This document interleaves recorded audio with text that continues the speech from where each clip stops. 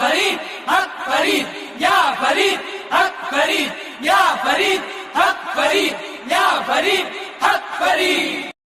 الحمد لله وكفى وسلام على حبيبه المصطفى أما بعد فأعوذ بالله من الشيطان الرجيم بسم الله الرحمن الرحيم إن الله وملائكته يصلون على النبي يا أيها الذين آمنوا صلوا عليه وسلموا تسليما اللهم صل على سيدنا ومولانا محمد معدن الجود والكرم وآلہ واصحابہ الکرام وابنہ الکریم وبارک وسلم صلاة دائمة سرمدا ابدا بحمدہ تعالی و بکرم مصطفیٰ صلی اللہ علیہ وسلم.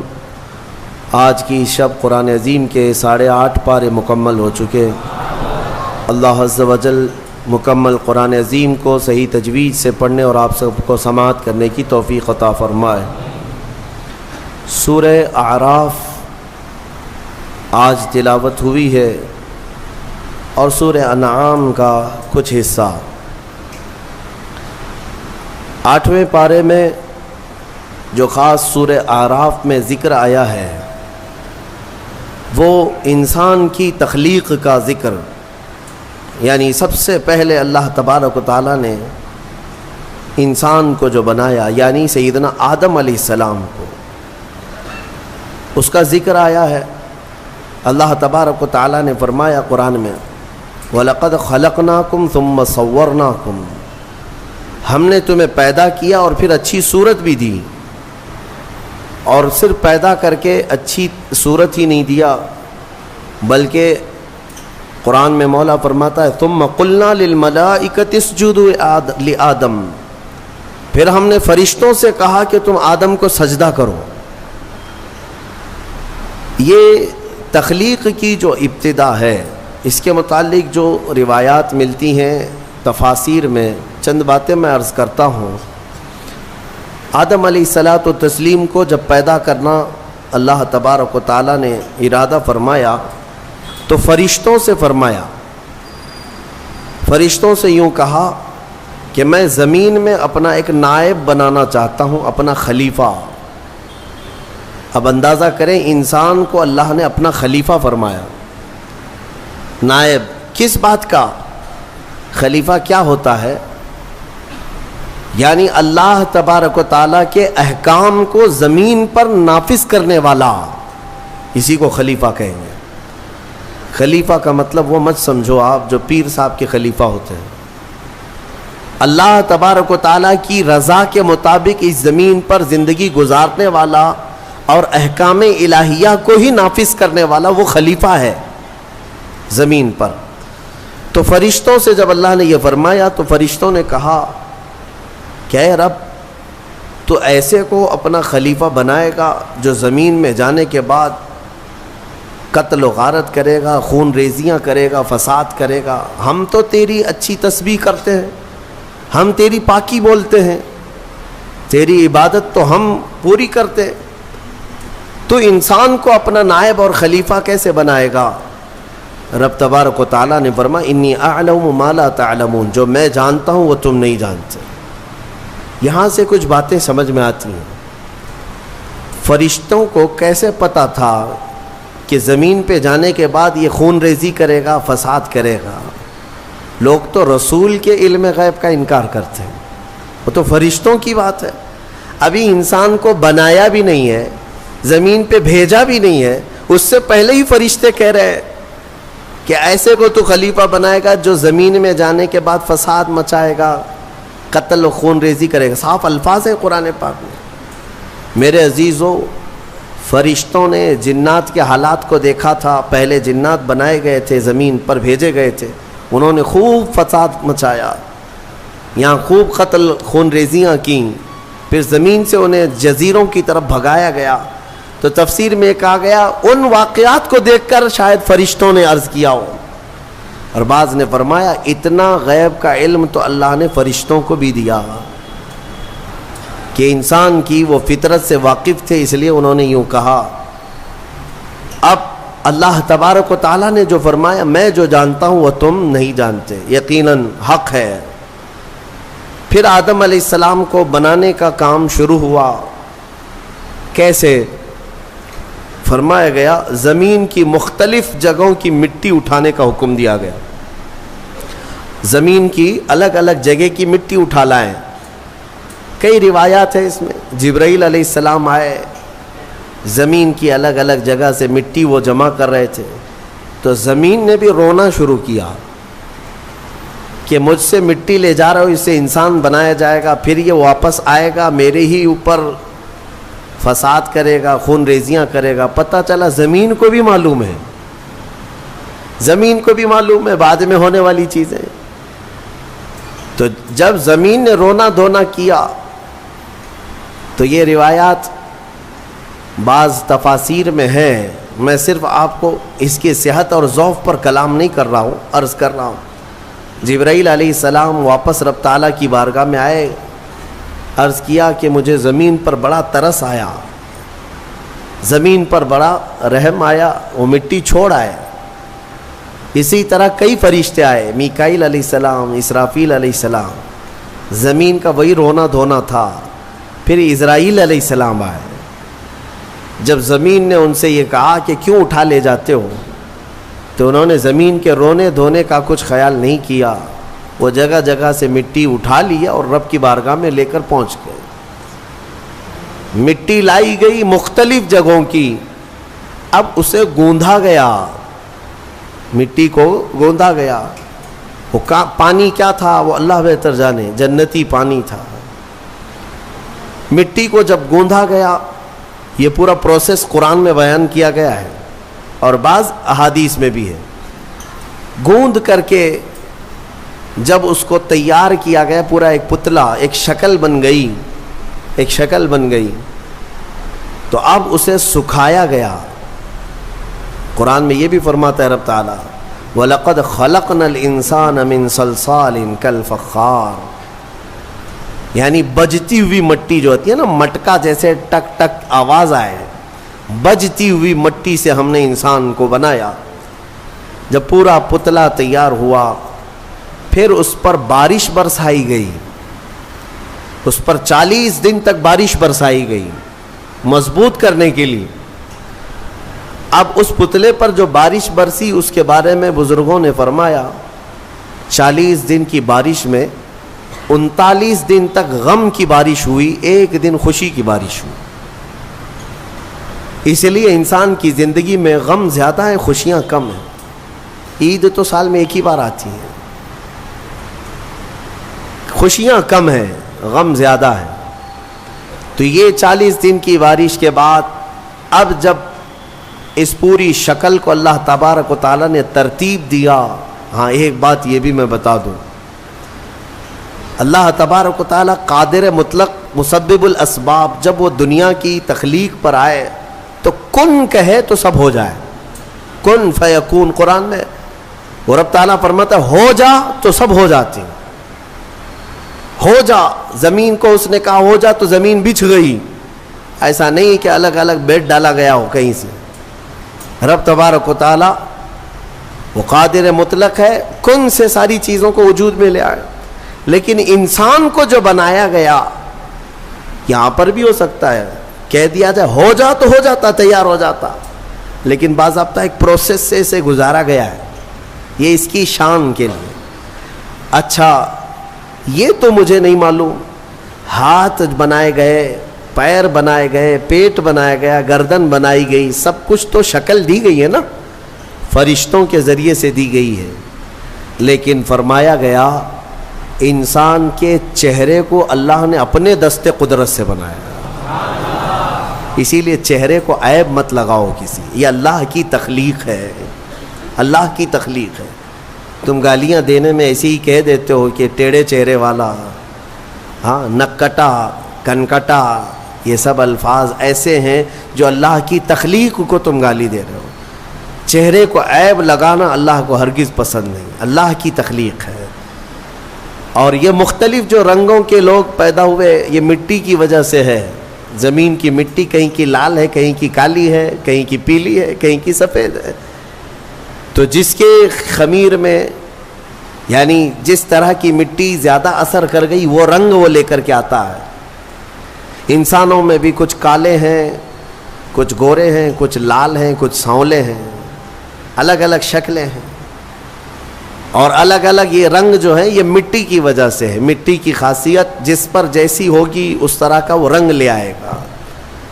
ہاں اسی لیے اس پر صبر بھی کر لے جاؤ جو رنگ تمہارے پاس ہے، کہ یہ ہماری خمیر میں ہے، یعنی ہماری سرشت میں اس کو داخل کیا گیا اس رنگ کو. یعنی اگر کسی کے کانٹینٹ میں مینوفیکچرنگ میں ہی وہ چیز آ گئی ہو تو بعد میں پاؤڈر لالی لگانے سے کیا ہونے والا ہے. لہذا اس بات کی فکر میں مت رہو کالے ہیں تو میں گورا ہو جاؤں.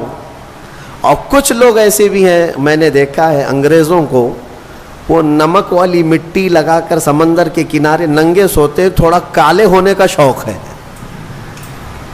ان کو، تھوڑا کالے ہونے کا شوق ہے کیونکہ اجلے زیادہ ہے، اور ادھر کالوں کو گورے ہونے کا شوق زیادہ ہے. اس کا مطلب یہ ہے کہ یہ کسی چیز میں انسان قناعت نہیں کرتا، اسے صبر نہیں ہے، کسی چیز پر یہ راضی نہیں ہے. تو بہرحال اس بات پر راضی ہو جاؤ کہ میرے مولا کی تخلیق ہے یہ، اور اس نے جیسا پسند کیا ویسے مجھے بنایا. بس اس بات پر صبر آ جائے گا. کوئی بھی اپنا چہرہ آئینے میں دیکھے تو دعا بھی میرے آقا نے کیا سکھائی پتہ ہے؟ دعا بھی چاہے کالے آدمی ہو، گورے آدمی ہو، کسی بھی طرح کے ہو، ایک ہی دعا حضور نے تعلیم دی، ایک ہی دعا. آئینہ دیکھو تو یہ دعا پڑھو، اللہم حسنت خلقی فحسن خلقی. اے اللہ تو نے میرا چہرہ کتنا اچھا بنایا ہے، مولا اسی طرح میرے اخلاق بھی اچھے بنا تھے. یہ دعا حضور نے فرمائی. تو کیا کالا آدمی یہ دیکھ کر کے دعا نہیں کرے گا؟ سانولا نہیں دعا کرے گا؟ ہر آدمی یہی دعا کرے گا کہ اے اللہ تو نے میرا چہرہ کتنا اچھا بنایا، کتنا اچھا بنایا.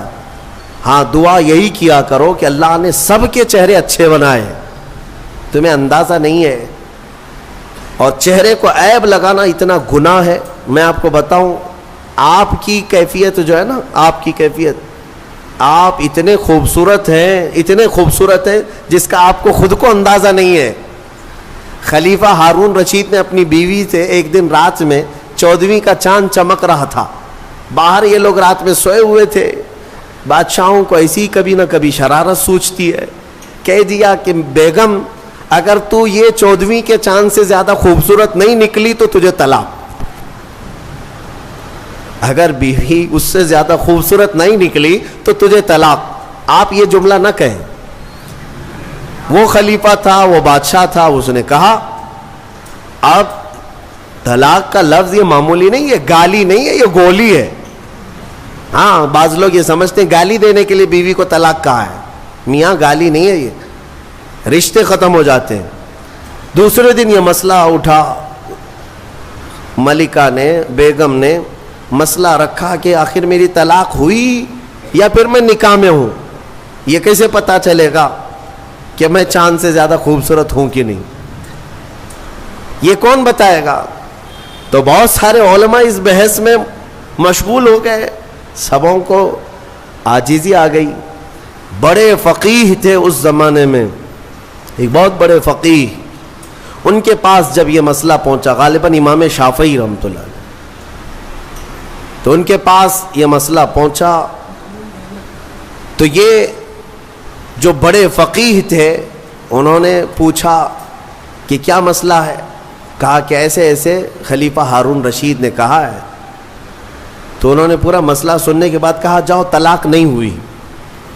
کہا وہ کیسے؟ کہا اس لیے کہ زبیدہ ہی نہیں، بہت سارے لوگ چاند سے زیادہ خوبصورت ہیں. کیوں؟ کہا قرآن میں اللہ نے فرمایا لَقَدْ خَلَقْنَا الْإِنسَانَ فِي أَحْسَنِ تَقْوِيمٍ، ہم نے انسان کو سب سے اعلیٰ صورت میں پیدا کیا ہے. سب سے اعلیٰ کا مطلب وہ چاند سے بھی اعلیٰ، چاند سے بھی حسین پیدا کیا ہے. تو ہر انسان کو اللہ تعالیٰ نے چاند سے بھی زیادہ اعلیٰ صورت عطا کیا ہے. لہذا چہروں کو عیب لگانا چھوڑ دو اور اللہ تبارک و تعالیٰ کی رضا پر راضی رہو. چہرے کی تخلیق کس نے کیا؟ وقت سے باقی پورے انسان کی تخلیق اللہ نے کیا، لیکن خاص چہرے کو اللہ نے اپنے دستے قدرت سے بنایا. اب آگے کی بات سنیں. پورا انسان تیار ہوا, اس میں روح پھونکی جانی تھی, اس انسان کو بولتا ہوا چلتا ہوا اور روح والا بنانا تھا. تو فرمایا گیا کہ ان کے پیشانی پر, ان کی ناک سے روح کو ڈالا گیا. روح کیا چیز ہے؟ روح کو دیکھا آپ نے؟ روح کو دیکھا ہے؟ ہاں, اس مسئلے میں تو ساری دنیا آج بھی پریشان ہے. قرآن میں بھی یہ سوال کیا ہے, صحابہ نے آ کر سوال کیا تھا اور اللہ نے جواب بھی دیا. آج دوسری قوموں والے بھی اس بات کو مانتے ہیں کہ آتما ایک نراکار ہوتی ہے, یعنی دکھتی نہیں ہے, روح دکھتی نہیں ہے, لیکن ہے کیا چیز ہے؟ تو رب تبارک و تعالیٰ نے فرمایا یسألونک عن الروح قل الروح من امر ربی. اے محبوب, آپ سے لوگ روح کے بارے میں سوال کرتے ہیں, آپ فرما دیں روح اللہ کا ایک حکم ہے, یہ نور ہے. جس طرح روشنی پھیلی ہوئی ہے پکڑ میں نہیں آتی اور پتہ نہیں چلتی, روح اسی طرح ایک نور ہے. جب اس روح کو اس جسم میں ڈالا گیا تو بعض بزرگوں نے فرمایا کہ روح باہر نکل آئی. کہا کہ اندر بہت اندھیرا ہے, اندر مٹی کا بنا ہوا انسان, اندھیرا بہت ہے. روح نور ہے, مٹی میں اندر اندھیرا ہے. تو پھر دوبارہ ڈالا گیا, پھر وہ روح قرار نہ پائی, باہر نکل آئی. تو مفسرین فرماتے ہیں پھر آدم علیہ السلام کی پیشانی پر نور محمدی کو رکھا گیا. اللہ تعالیٰ نے اپنے حبیب پاک صلی اللہ علیہ وسلم کے نور کو آدم علیہ السلام کی پیشانی میں ودیعت فرمایا, پھر روح کو ڈالا گیا.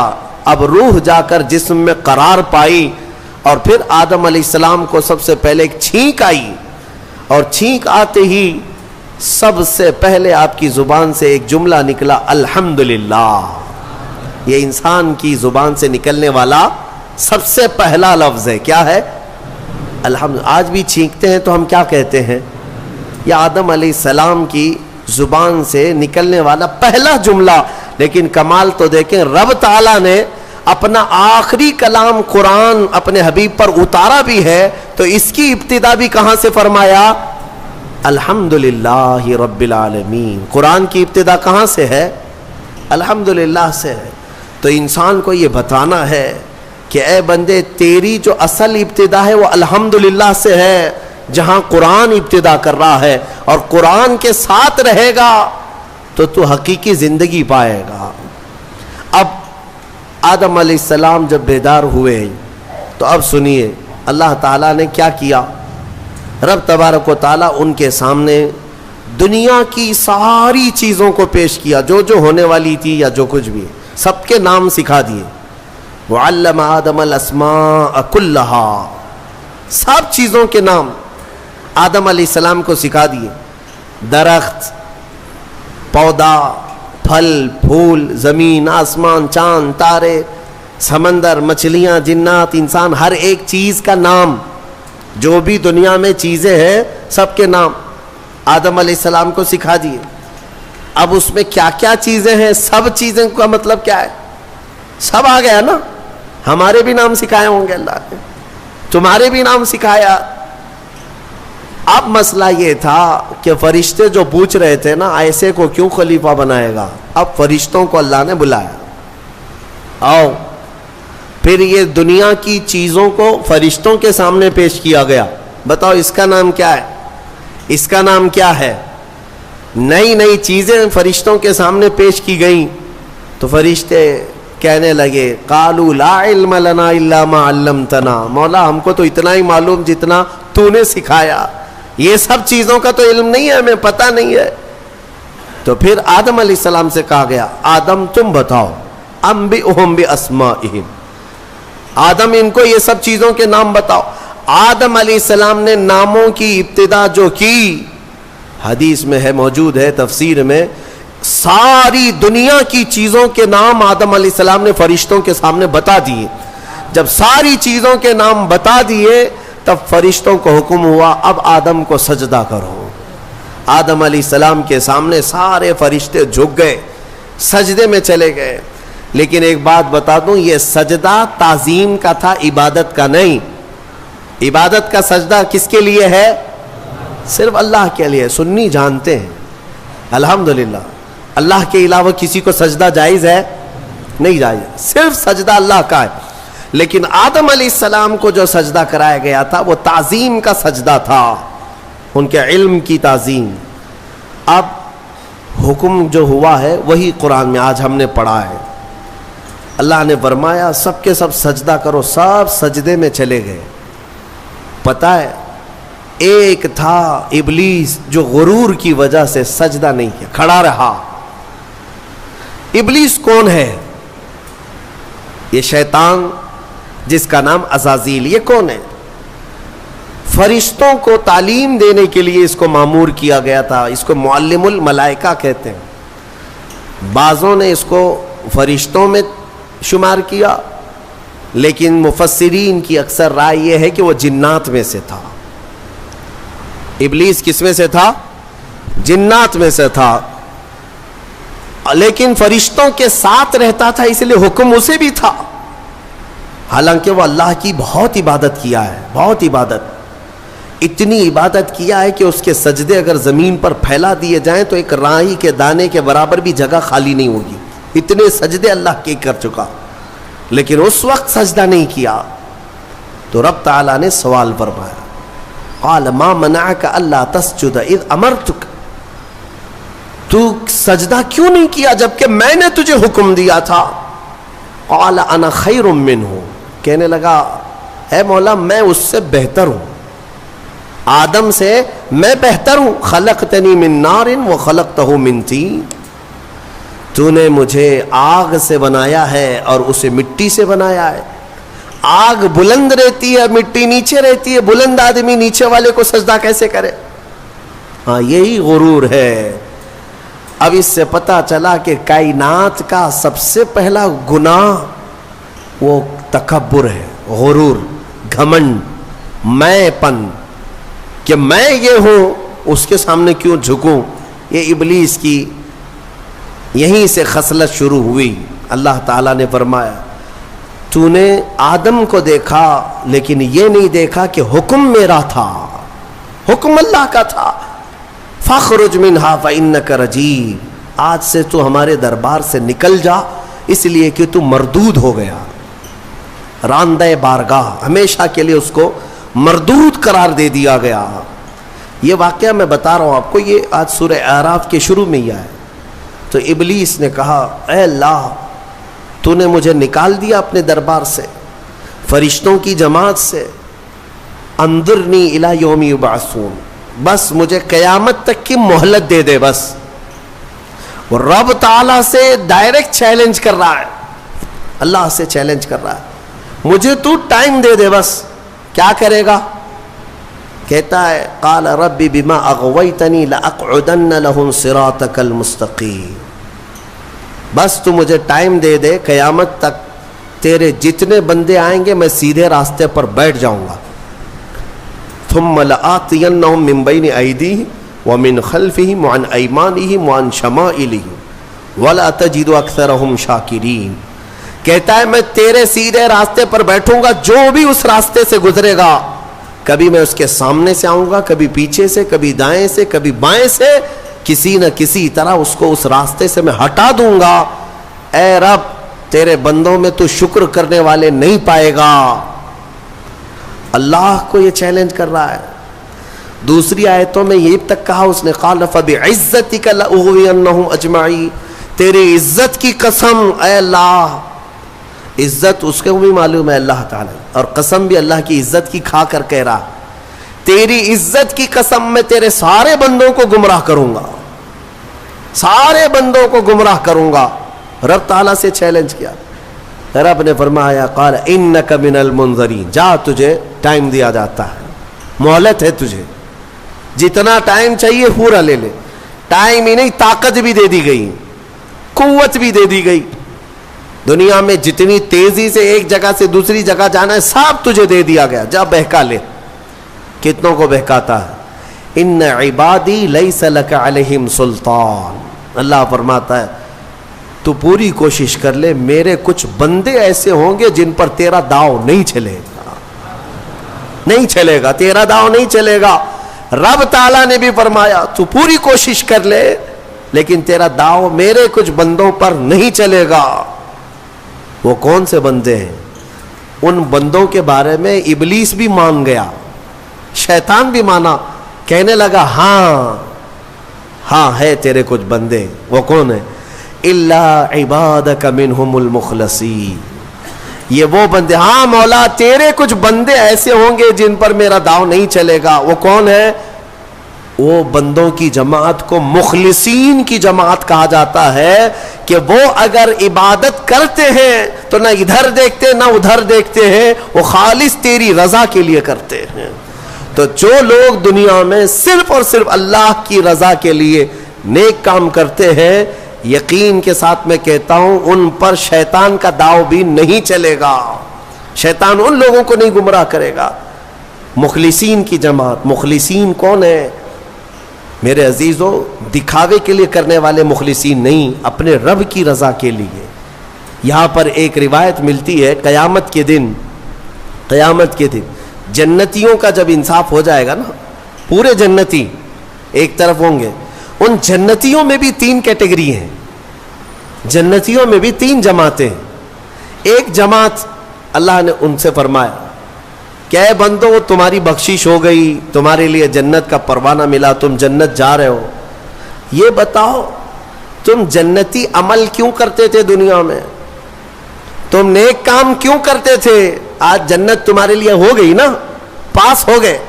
پاس ہونے کے بعد پوچھا جا رہا ہے, تو وہ جماعت کہتی ہے اے مولا ہمیں تیری دوزخ سے بہت ڈر لگتا تھا, بہت ڈر لگتا تھا, اس کے ہولناک عذابات, اور تیری دوزخ سے ڈر کر کے ہم نیک کام کرتے تھے.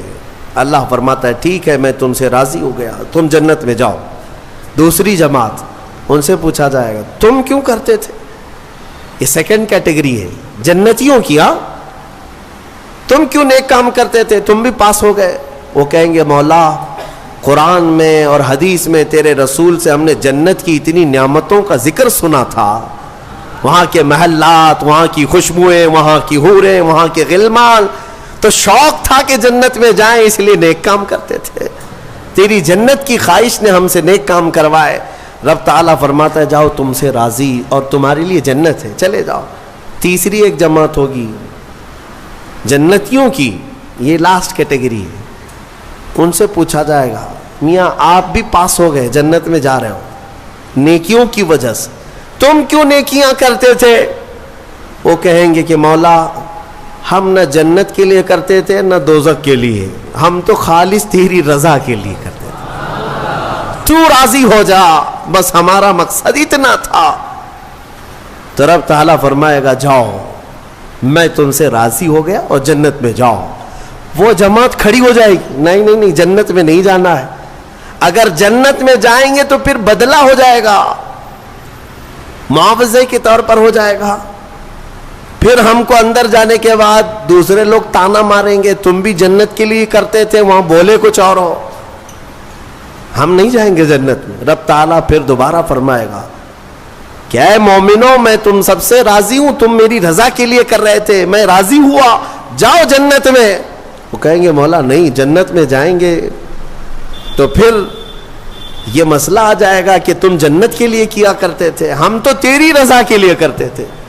یہاں تک کہ روایت میں فرمایا گیا فرشتوں کو حکم ہوگا کہ ان کو بیڑیاں پہنا اور کھینچ کے جنت میں لے جاؤ. یہ مخلصین کی جماعت تھی, یہ لالچ میں عبادت نہیں کیے اور نہ ہی ڈر کر کے کیے, یہ خالص اللہ کی رضا کے لیے. اور اسی جماعت کے بارے میں شیطان بھی کہتا ہے ان پر میرا داؤ نہیں چل سکے گا, ان پر میرا حربہ نہیں چل سکے گا. اسی لیے میں مومنوں سے گزارش یہ کرتا ہوں کہ اعمال میں اخلاص پیدا کرو, اخلاص صرف اور صرف اللہ کے لیے, نہ کسی کو ڈر کر, نہ کسی کے لیے عبادتیں نہیں, اللہ کے لیے. تم اپنی آخرت کو سوچو. میں ایک بزرگ کے متعلق پڑھا تھا 30 سال تک انہوں نے پہلی صف میں نماز ادا کی جماعت کے ساتھ, ایک نماز بھی نہیں چھوٹی, تکبیر اولا بھی نہیں چھوٹی 30 سال تک. توجہ چاہتا ہوں, 30 سال تک ایک نماز میں ایک جماعت نہیں چھوٹی اور پہلی تکبیر بھی نہیں چھوٹی, پہلی صف میں کھڑے رہتے تھے. 30 سال کے بعد ایک دن مغرب میں آئے تو ایک رکعت ہو گئی. 30 سال کے بعد ایسا موقع آیا, پیچھے رہ گئے. تو پھر جب آئے دیکھا کہ صفیں تو لگ گئی ہیں, پیچھے جگہ مل رہی تھی, تو انہوں نے شرم کے مارے, ڈر کے مارے, سب لوگ کیا کہیں گے ابھی 30 سال سے جس کی جگہ پکی ہے آج تو ہے نہیں, چھوٹ گیا پیچھے, تو پیچھے سے ہی گھر چلے گئے. گھر میں جا کر نماز پڑھ لیا. عشاء میں اس ڈر سے نہیں آئے کہ سب لوگ سوال کریں گے مغرب میں کہاں تھے. تو اس زمانے میں ایک بڑے بزرگ تھے, انہوں نے پوچھ لیا کہ فلاں صاحب جو رہتے تھے پہلی صف میں, جن کا ریکارڈ تھا 30 سال کا, وہ کہاں ہیں؟ کہا کہ حضور پتہ نہیں, مغرب میں بھی نہیں آئے, عشاء میں بھی نہیں آئے. کہا کہ چلو دیکھ لیتے ہیں, کہیں بیمار تو نہیں ہو گئے, کچھ تو ہوا نہیں تکلیف.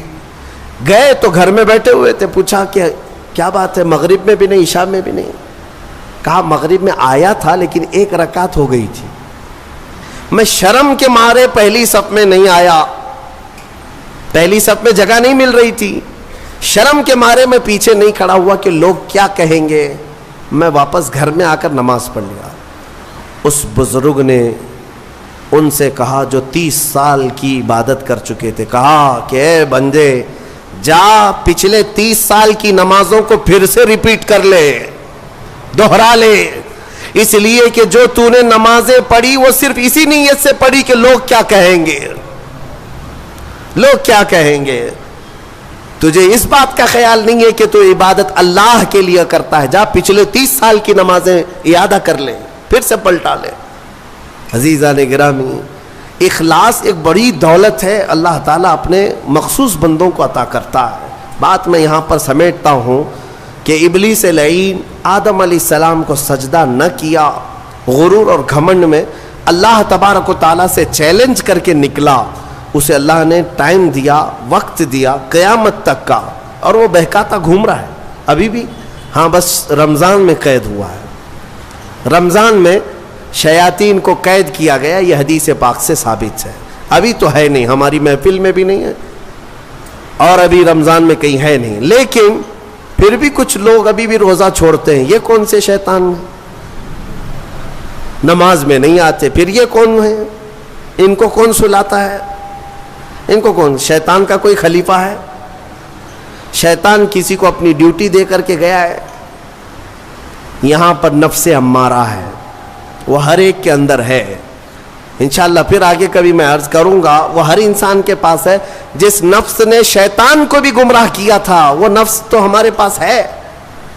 نفس ایک بہت ہی خطرناک چیز ہے, اسی سے لڑنے کو میرے آقا نے جہاد اکبر کہا. جو اپنے نفس کے خلاف لڑائی کرے گا وہ جہاد اکبر ہے, بڑا جہاد ہے. تو بہرحال آدم علیہ الصلاۃ والتسلیم کی پیدائش ہوئی اور آپ کو وہاں سے جنت میں رکھا گیا.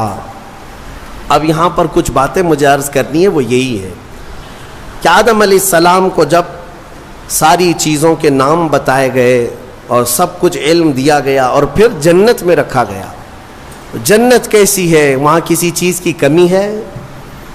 کوئی چیز کی کمی نہیں, ساری نعمتیں ہیں. لیکن اس کے باوجود آدم علیہ السلام کو کچھ بے قراری تھی. کیوں؟ اس لیے کہ انسان جو ہے تنہا نہیں رہتا, انسان کو کوئی دوسرا انسان چاہیے. انس سے بنا ہے انسان, انس کہتے ہیں محبت کو, اس کے فطرت میں ہے یہ کھچاؤ, دوسرے کے ساتھ اس کا کھچاؤ ہے, لگاؤ ہے, دوست بناتا ہی ہے, اکیلا نہیں رہے گا انسان. تو آدم علیہ السلام کو جو یہ بے قراری تھی وہ تنہا ہونے کی. پھر ایک دن اللہ رب العزت نے ان کی بائیں پسلی سے کچھ حصہ نکالا اور اس سے ایک عورت کو بنایا گیا, وہ حضرت حوا تھی. ہاں اتنی بات میں آپ کو بتا دوں, آدم علیہ السلام کی پیدائش وہ کس جگہ ہوئی اللہ بہتر جانے, کوئی تو جگہ ہوگی, لیکن عورت کی پیدائش تو جنت کے اندر ہوئی. کہاں ہوئی ہے؟ جنت کے اندر ہوئی ہے. ہاں جنت میں پیدا ہوئی ہے عورت, یہ اس کا مقام ہے اور یہ جنتی چیز ہے. اللہ تبارک و تعالیٰ نے اس میں جو خوبصورتی رکھی ہے عورت کے اندر, وہ جنت کی کشش ہے. جب حضرت آدم علیہ السلام حضرت حوا کو دیکھتے ہیں, آپ کو پتہ ہے حضرت حوا دنیا کی سب سے خوبصورت عورتوں میں سے ایک ہے, سب سے خوبصورت تھی. آدم علیہ السلام ان کی طرف ہاتھ بڑھانے لگے. رب تعالیٰ کا حکم ہوا, آدم تمہارے لیے حلال نہیں, تم اس کا مہر ادا کرو, مہر ادا کرو. مہر دینا یہ جنتی قانون ہے, آج بھی ہمارے نکاح میں مہر رکھا جاتا ہے. آدم علیہ السلام نے عرض کیا کہ مولا میں یہاں کس چیز کا مالک ہوں, کیا چیز مہر میں دوں؟ رب تبارک و تعالیٰ نے فرمایا آدم تمہاری اولاد میں اخیر زمانے میں میرا ایک محبوب نبی پیدا ہوگا جس کو آسمانوں میں احمد, زمینوں میں محمد کہا جائے گا. آدم تم اس پر 20 بار درود بھیجو, یہ حوا کا مہر ہو جائے گا. شیخ عبدالحق محدث دہلوی رحمۃ اللہ علیہ نے بھی اس کو لکھا ہے, آپ اندازہ کرو ہماری ماں کا مہر درود پاک ہے. ہماری ماں ہمارے باپ کے لیے حلال ہوئی تو درود کے صدقے میں حلال ہوئی, اور جس کو درود سے چڑ ہے اسے سوچنا چاہیے کہ حلال ہونے کا طریقہ آدم علیہ السلام کے لیے حضرت حوا درود رکھا گیا. درود کے منکر تو کہاں جائے گا کہ اپنے ماں باپ کے بارے میں شک کرے گا. آدم علیہ السلام اس کے بعد حضرت بی بی حوا کو چھوتے ہیں, دونوں مزے سے رہ رہے تھے. قرآن میں اللہ فرماتا یا آدم اسکن انت وزوجک الجنت فکلا منہا حیث شئتما. رب فرماتا ہے تم اور تمہاری بیوی جنت میں رہو, جو چاہے کھاتے رہو, جہاں سے من کرے کھاؤ. جنت میں گھومتے رہو, پھرتے رہو, ساری چیزیں تمہارے لیے اب حلال ہیں. لیکن رب نے فرمایا تھا ولا تقربا ہذہ الشجرہ, ایک درخت ہے اس کے قریب مت جانا, ایک درخت ہے اس کے قریب مت جانا. اللہ کی طرف سے منع تھا, وہ درخت کے قریب جانے کی ممانعت آئی تھی. تو ہوا کیا, ابلیس لعین جو بارگاہ سے مردود ہو گیا تھا, اب اس کی ڈیوٹی ہو گئی تھی کہ آدم علیہ السلام کو بہکائیں یا پھر ان کی ذریت کے خلاف کچھ نہ کچھ سازشیں کرتے رہے. اس کی ڈیوٹی ہو گئی تھی. اس وقت تک وہ فرشتوں میں بھی جاتا آتا تھا, جنت کے دروازے تک بھی پہنچتا تھا. روایات یہ بتاتی ہیں کہ ایک دن جنت کے قریب وہ گیا, آدم علیہ السلام اور حضرت حوا کو بلایا, کہا کہ تمہیں پتہ ہے اس درخت کے قریب جانے سے کیوں منع کیا گیا ہے؟ آدم علیہ السلام نے پوچھا کیا بات ہے؟ کہا اس درخت میں ایک پھل ہے, اگر تم کھا لو گے نا الا ان تکونا ملکین او تکونا من الخالدین, تم یا تو فرشتے بن جاؤ گے یا ہمیشہ جنتی بن جاؤ گے. ہاں اگر کھا لیے تو ہمیشہ کا ہو جائے گا, پکے ہو جاؤ گے. اس لیے تمہیں روکا گیا ہے, کھانے سے روکا گیا ہے کہ تم کنٹینیو نہ ہو جاؤ, یہاں پہ ہمیشہ کے نہ ہو جاؤ. آدم علیہ السلام اس کی باتوں میں نہیں آئے, لیکن اندر آنے کے بعد حضرت حوا بار بار کہنے لگیں آدم علیہ السلام سے کہ ایک بار پھل کھا کے تو دیکھتے ہیں, کھا کر کے تو دیکھتے ہیں. حضرت آدم علیہ السلام نے منع کیا. رب تبارک و تعالیٰ نے قریب جانے سے منع کیا ہے, وَلَا تَقْرَبَ هَذِهِ الشَّجَرَةَ.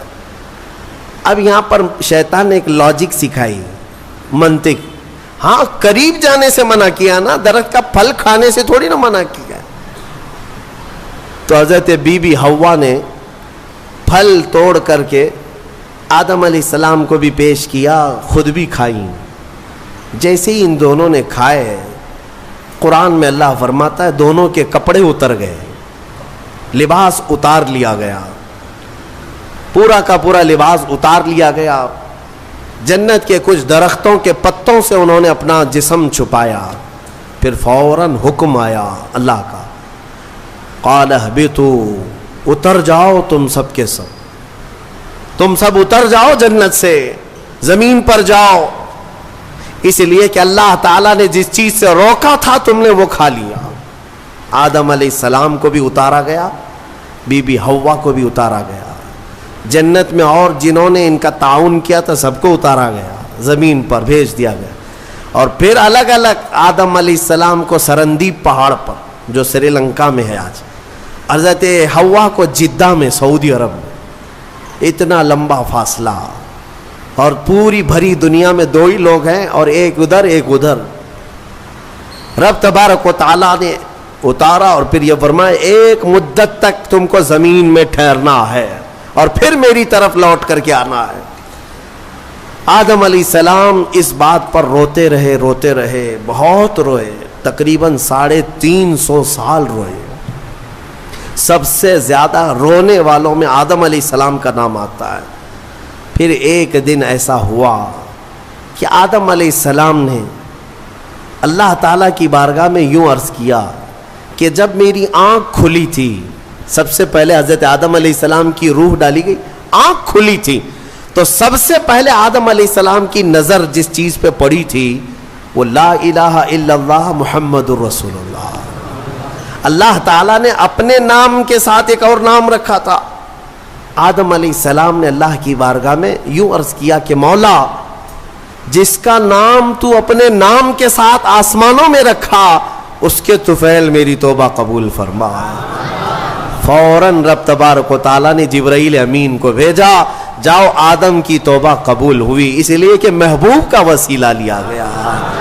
ہاں, اسی لیے ہمارے امام بریلی کے تاجدار فرماتے ہیں وہ جہنم میں گیا جو ان سے مستغنی ہوا, ہے خلیل اللہ کو حاجت رسول اللہ کی, ہے خلیل اللہ کو حاجت رسول اللہ کی, عرش حق ہے مسند رفعت رسول اللہ کی, دیکھنی ہے حشر میں عزت رسول اللہ کی. یہ اتنا ہی نہیں میرے عزیزو, تمہیں کیا خبر, قیامت کے دن کے بارے میں بھی اعلیٰ حضرت فرماتے ہیں خلیل و نجی مسیح و صفی سبھی سے کہیں نہ بنی.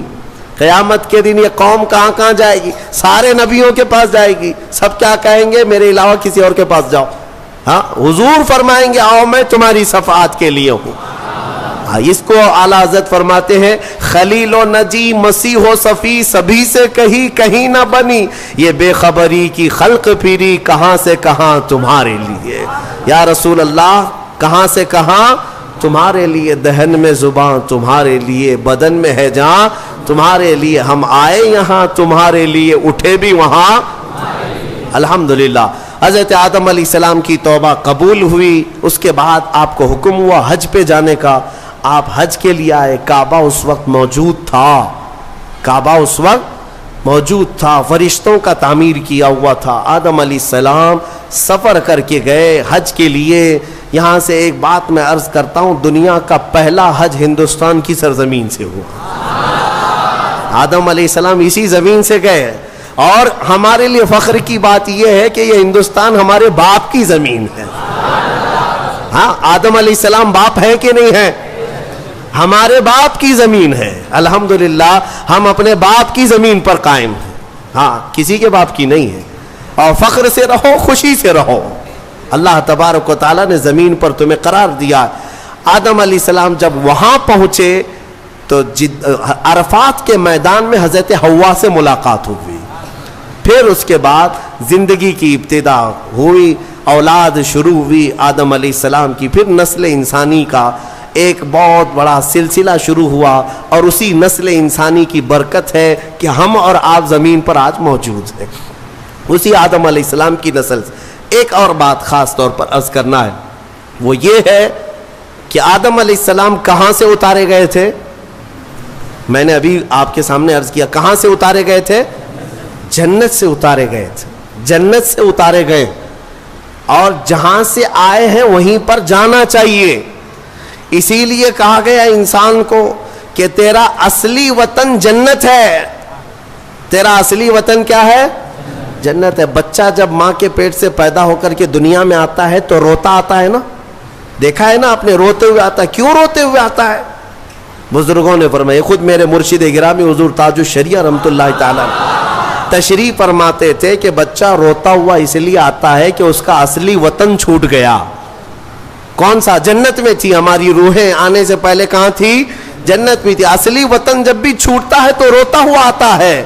اور اسی لیے شاعر کہتا ہے, شاعر کیا کہتا ہے کہ یادداری کے وقت زادہ نے تو ہمہ خنداں بودند تو گریاں. اے انسان تجھے معلوم ہے جب تو پیدا ہوا تھا سب ہنس رہے تھے اور تو رو رہا تھا. ماں بھی ہنس رہی تھی, باپ بھی ہنس رہا تھا, خوشی میں سب پیڑے بانٹ رہے تھے, جلیبیاں بانٹ رہے تھے, ہیں سب خوش تھے کہ تو پیدا ہو. لیکن تم کیا کر رہے تھے؟ تم تو روتے ہوئے آئے تھے. چنا زی کے وقت مردنے تو ہما گریاں بودند تو خنداں. شاعر کہتا ہے اے انسان اب زندگی ایسی گزار کر جا کہ جب تیرے جانے کا وقت ہو تو سب رو رہے ہوں اور تیرے لبوں پہ مسکراہٹ ہو.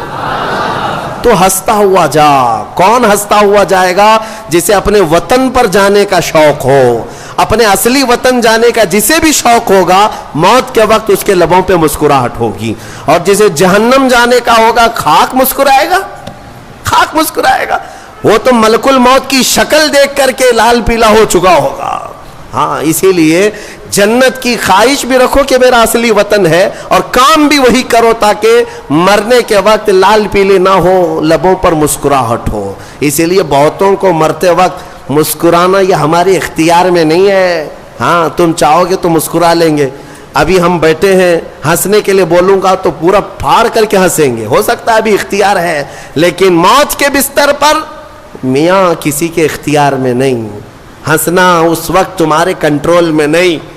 اس وقت تو نزع کا عالم ایسا کہ مکھی بھی بیٹھے تو پہاڑ کے برابر لگے ہیں, ہنس کہاں سکو گے. ہاں بس وہی ہنسے گا جو زندگی بھر جنت میں جانے کی تیاری کرتا تھا اور مولا اسے موت سے پہلے جنت دکھا رہا ہو اور وہ ہنس رہا ہو, بس وہی ہنسے گا. باقی کسی کے کنٹرول میں نہیں ہے. اسی لیے میں اسی پر گفتگو ختم کرتا ہوں. ہمارے باپ آدم علیہ السلام جنت سے آئے تھے اور پھر وہ واپس جنت میں ہی جائیں گے. آدم علیہ السلام بھی, نوح علیہ السلام بھی, موسیٰ و عیسیٰ بھی, ابراہیم و اسماعیل بھی علیہ السلام, اور خود میرے آقا و مولا سیدنا محمد الرسول اللہ صلی اللہ علیہ وسلم جنت ہی میں جائیں گے. تو ہم جن کی امت ہے, ہمارے لیے یہی فرض ہے کہ ہم بھی وہیں جائیں جہاں ہمارے رسول جائیں گے. اور جنت کے کام شروع کرو, نیکیاں کرو. اللہ تبارک و تعالی ہم سب کو اصلاح کی توفیق عطا فرمائے. مرنے سے پہلے مولا توبہ کی توفیق عطا فرمائے, جنتی اعمال کی توفیق عطا فرمائے. وآخر دعوانا الحمدللہ رب العالمین. السلام علیکم.